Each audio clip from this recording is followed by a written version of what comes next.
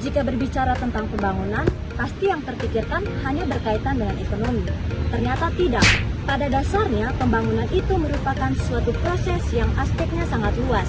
Bukan hanya soal ekonomi, tetapi juga aspek sosial, budaya, dan kelembagaan masyarakatan.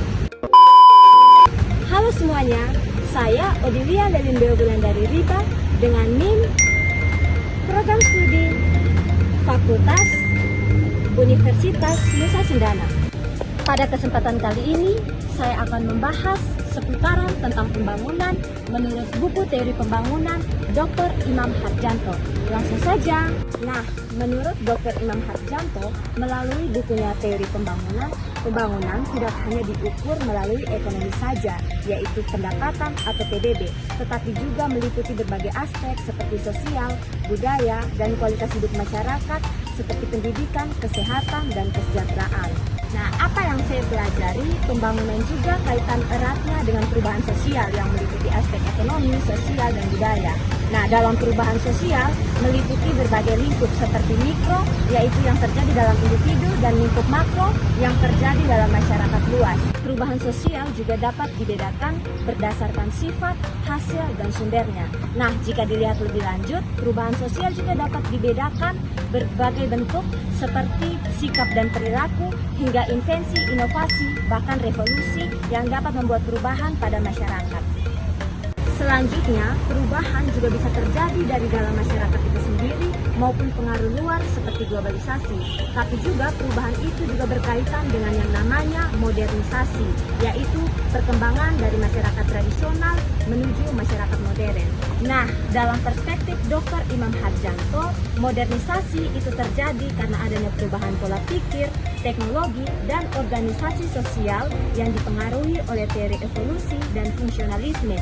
Mereka melihat suatu organisasi itu dan masyarakat itu sebagai satu sistem yang saling berkaitan. Namun, modernisasi juga menjadi salah satu penyebab terjadinya kemiskinan atau keterbelakangan suatu negara melalui faktor internal seperti kurangnya motivasi atau rendahnya pendidikan yang diperkuat oleh beberapa ahli seperti Rostow yang menjelaskan tahapan perkembangan manusia dari tradisional hingga modern. Lalu ada Mike Lean yang menjelaskan tentang pentingnya kebutuhan akan berprestasi, keinginan akan berprestasi.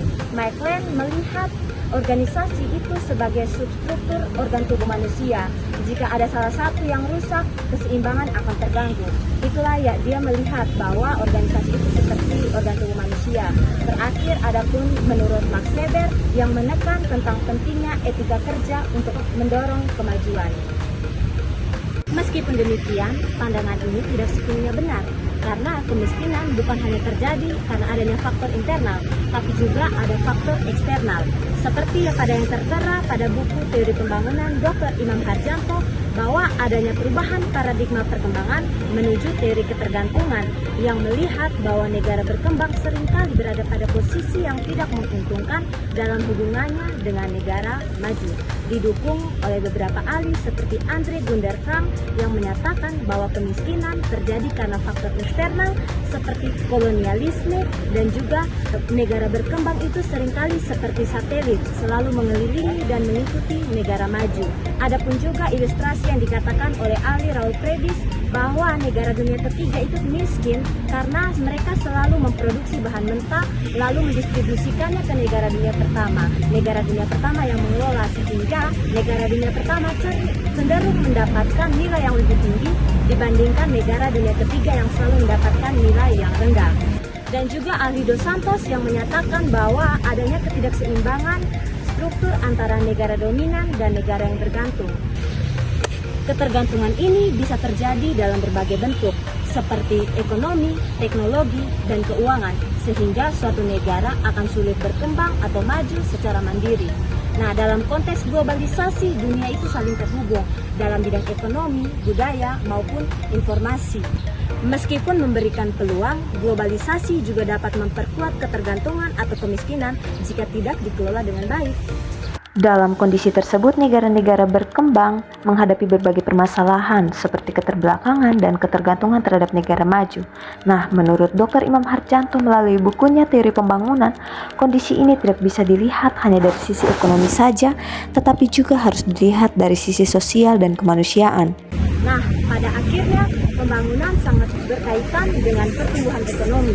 Tetapi pertumbuhan ekonomi saja tidak cukup jika tidak diiringi dengan pemerataan dan peningkatan kualitas hidup. Oleh karena itu, pembangunan merupakan suatu proses yang kompleks yang meliputi aspek ekonomi, sosial, budaya, dan kelembagaan masyarakatan. Dengan demikian, pembangunan yang baik adalah pembangun yang dapat menciptakan keadilan, keberlanjutan, dan kesejahteraan pada masyarakat.